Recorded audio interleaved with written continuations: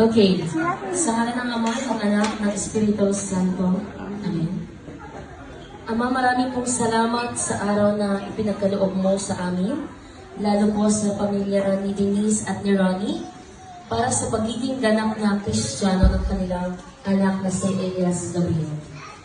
At sa pagsapit po ng kanyang ikaunang taon dito sa mundo, marami pong salamat sa mga taong dumarating at darating pa, at ang mga nandito po ngayon, na makikisaya at makikibahagi po ng kasiyahan sa pagdiriwang na ito.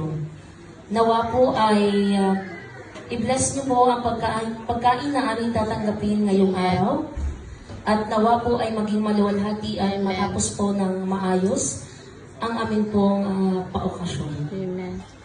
Sa ngalan ng Ama, ng Anak,